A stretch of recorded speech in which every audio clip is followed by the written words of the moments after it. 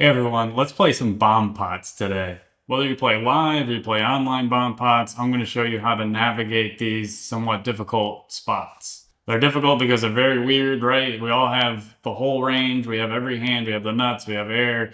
There's multiple people. The pot is large. There's a lot going on. So I'm going to try to sift through all that, try to show you what sizing should we be using? When should we raise? When should we go for a very thin value? How thin value should we go for? Things like that. So it's going to come up a lot with a lot of these top pros that have definitely studied this. It's very obvious when you watch. Yeah, hopefully you can learn a bunch and have some fun. All right, let's dig into it. So uh, just so you know, this Hank Annie is Kevin Pack. Tiki Taka is Ignacio. Oh, hi, Mark is very familiar player. I don't know his name. If you know his name, drop a comment.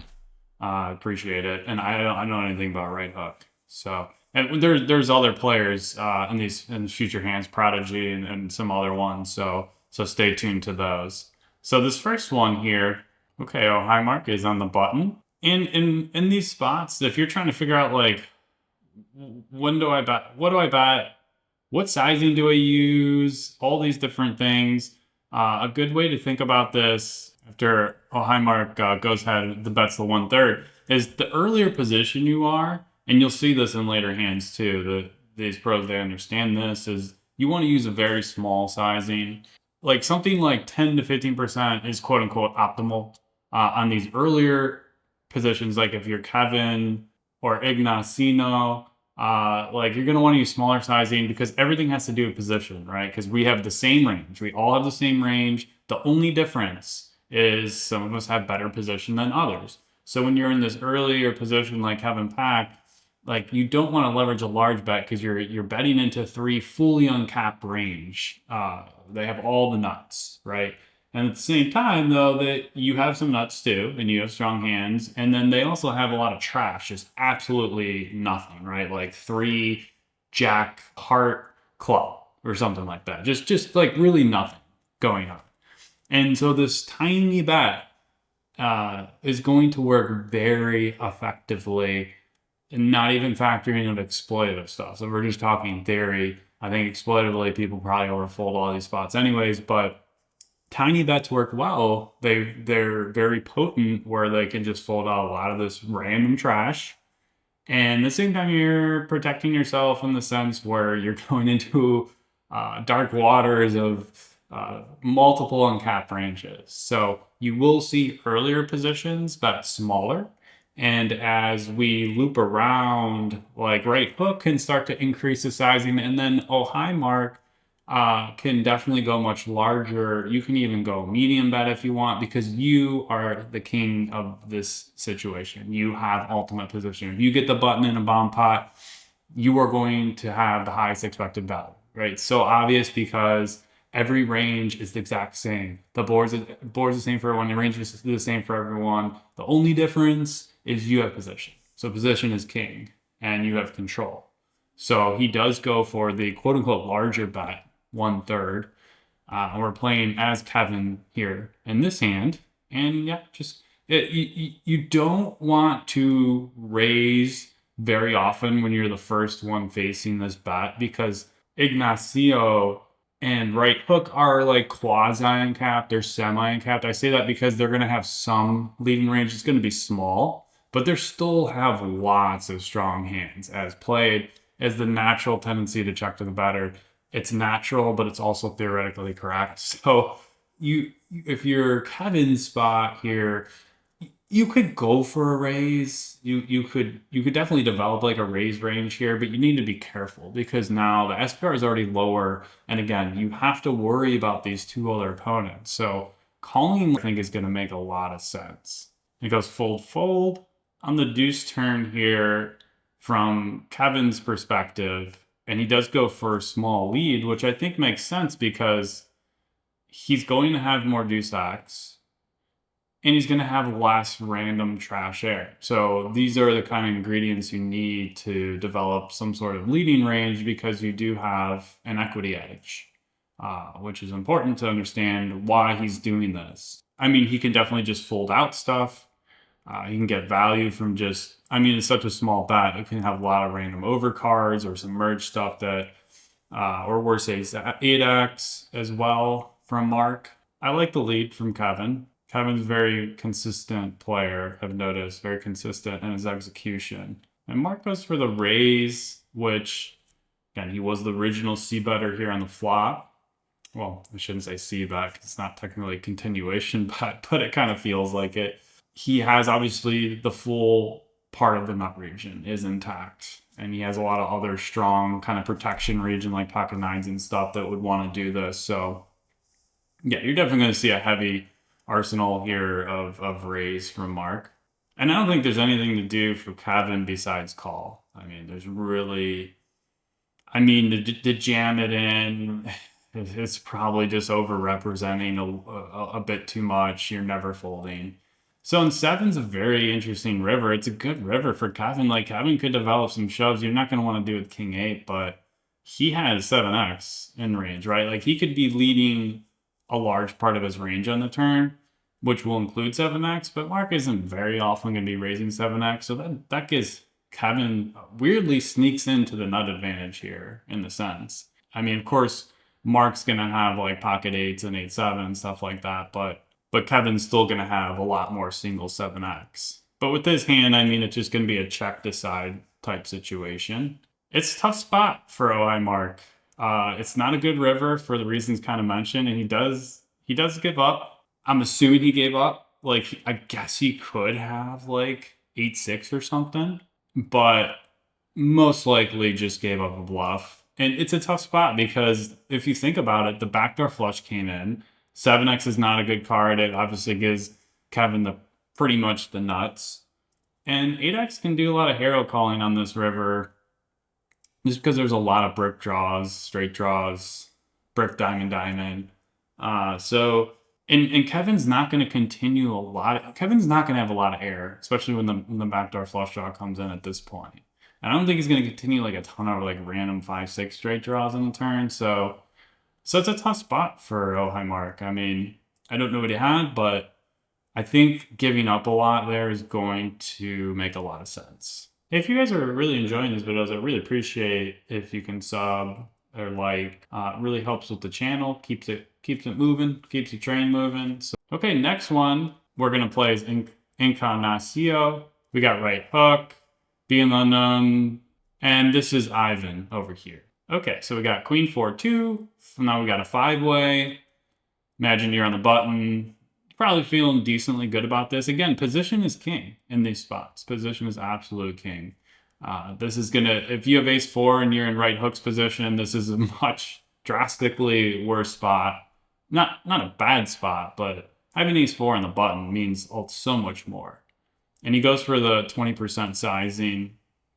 Yeah, I feel like it's just a pure, like, I don't know why you'd want to check back here. You're going to, lots of protection from random overcards of the 4. Your hand's pretty strong on this board. So I think it makes a lot of sense to just like pure bet. And now it's back to Kevin. We get a call from right hook. And Kevin goes for the raise. And another important point in bomb pots is, or multi-way pots really, when you get somebody that calls, your raise to call ratio goes way up and you start folding a lot more. So you start folding a lot more because your equity realization is going way down. Because imagine Kevin has like 2-7, and now right hook calls. A, you're just going to be beat by better strong deuce X or 4X right off the bat. B, you're out of position. And C, you're going to realize less of your equity because you're going to be just facing more resistance, right? So like you fold more, and then rather than call, because call gets a little, for the reasons kind of mentioned in terms of equity realization, it's just a stronger strategy to just go ahead and play a raise and try to realize your equity that way, being more of the aggressor. It's a common thing that you see if you're heads up and you're on like a 8-8-2 board and hijack single raise pot, because you just can't, like, it's a bad board for you in the sense like, yeah, you have some nuts with 8x, but you can't like realize your equity of like king 5 suited as well by just calling. It's the same concept. So anyways, you're going to see raise frequency go up, fold frequency go up, call frequency down. Very common strategy or heuristic, whatever you want to call it, in these multiway and bomb pots. Ignacio goes for the call. I think that's pretty solid. Not a ton of reason to give up just yet when you have position. And he goes for a tiny, tiny bet. And I do like this quite a bit because Kevin's range is kind of like bifurcated between like super strong hands like Queen X, Queen 4, Queen 2, pocket 4s, pocket 2s, some traps. And then like his like bluffing range is pretty weak at this point. Like, I don't know, 5, 6. You can have random stuff like King 5 suited, Ace 3, you know, all these like gut shot type hands. It's a very disconnected board with not a lot going on. So I think he can have a lot of these like kind of like low end bluffs on the flop that will give up to 10% sizing. And then yeah, a lot of like trap stuff. And then some like mergy type stuff like 4, 5, maybe like pocket 5, 7, something like that. So I think this bet does a good job of targeting that type of range. He just check calls. It's interesting. And quickly he goes for the check back. And I mean, would you go for value here? I mean, it's pretty low end just because like you're really targeting like a 4x, which you're blocking. And you got to ask the question, like, how often does Kevin like do this with 5, 6, 7s, 8s, 9s? Because you could just be saving yourself, you know, overvaluing your hand a bit here. So yeah, and then I'll have some traps, and then yeah, it's like, what are you really getting value from? It'd probably be 4x, which you're blocking. So I think I'll like check back. Next one here looks like we got Prodigy, Money Bye Byes, Tobias. This is self-explanatory. John McLean is Manuel Salvadra. And I believe Bonnie is George. Somebody correct me if I'm wrong on that. So I do my best to figure out who these people are. Okay. Yeah, Prodigy Owen, by the way. Okay, so we got 6, 4, 4. We got a 6-way situation now. Bomb pot. It's getting more fun by the hand. So Prodigy goes for the B10, and this is what I was talking about. Like, I know these they've had to study these spots, and like clearly like he's 1, 2, 3, 4 here, so he's somewhere in the middle-ish.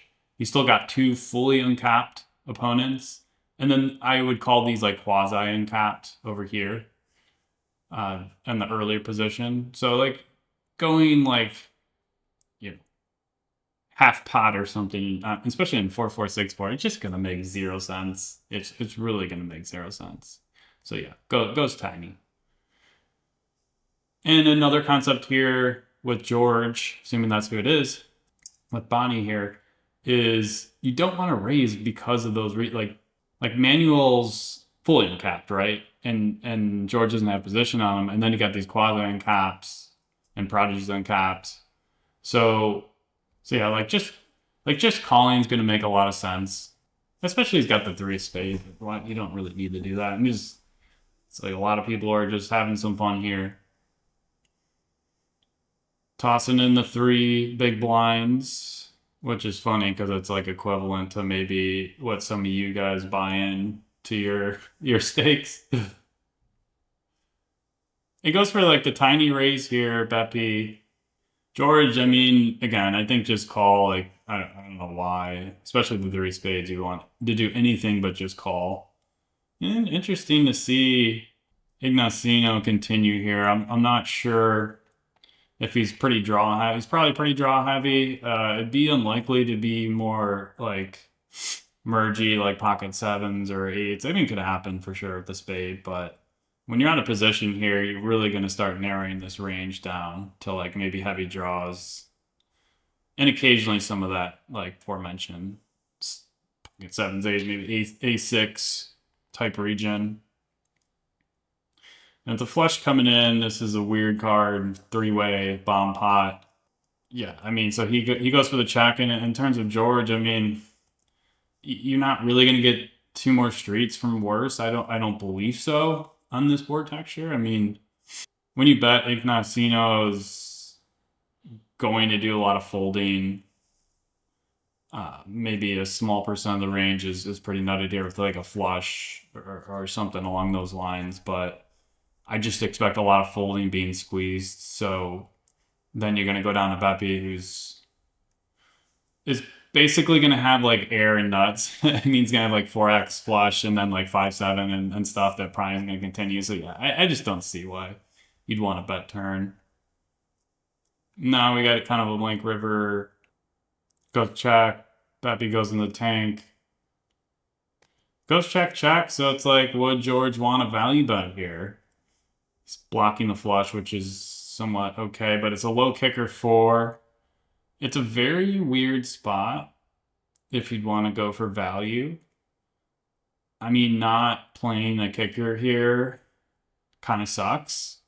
Your your only hope is, I mean, given how this hand was kind of played, I feel like it's unlikely there's a ton of like middling one pair hands in these ranges. They're more, I mean, both ranges could have, like I was talking about, the sevens, eights, nines, tens region, especially with the spade, that you could potentially get value from. But really, it's kind of just feels like Beppy's range kind of feels like a give up of like 5-7-3-5 that just kind of gave up, maybe diamond diamond type hand. But I mean, he definitely could have had like, pocket eights or something like that. But I don't know. It's, and then Tiki. I'm a little confused on what Tiki could be playing here. Just given being out of position, calling the check raise. I'm not sure how often he'd want to do that with like a middling hand. And he does go for the check, and he chops with 4-2. So yeah, he throws the poop there for reasons I'm not sure. But all right, last one here. Got a 5-way. So we check through. Ignacio decides to check the king jack. I mean, in a 5-way situation, that's whatever. Seems fine. But he does have position. Definitely green light to bat. And then no high mark goes for the half pot. So yeah, really not a lot to say there. Easy call. I generally would expect him to go pretty polar on ace river. And he does go for the 10% small sizing, which this is another like concept situation here where like in a bomb pot, when people are fully uncapped on their range going to the flop, this might not work in a normal, I don't know, cutoff first button or whatever this would be situation. But in a bomb pot, like Ignacio has like 10-2, 10-3, 10-4, 10-5, 9, 9-6, 9-5, just so many more of these one pair hands. So if you're a high mark, you could develop a thin value bet with like King X to target that 7-8, 9-8, 9-5, 6-7, 7-5, 10-2, all these hands that Ignacio could have. So it's pretty cool. I think in a bomb pot it makes a ton of sense, but again, if you're like hijack first button, I don't think that's gonna make any sense. So that's where you need to like retrain your brain in these spots and just remember that people have lots of one pair with kicker in range versus a normal 6 max non-bot pot situation. So it's very interesting. Here's what he'd want to bluff here. It's an easy call from Ignacio here. Would he want to raise? Probably a bit thin. Probably ace X would be the bottom here. You would have to have a lot of courage to raise king jack. All right, that wraps it up. There's a lot of good concepts for bomb pots I hope you learn from. If you're not sure or unsure in some of these concepts, just comment below. Happy to answer. Otherwise, hope everyone has a good rest of the day. And if you could sub, like as well, that would help out a lot. Thanks. Have a good one.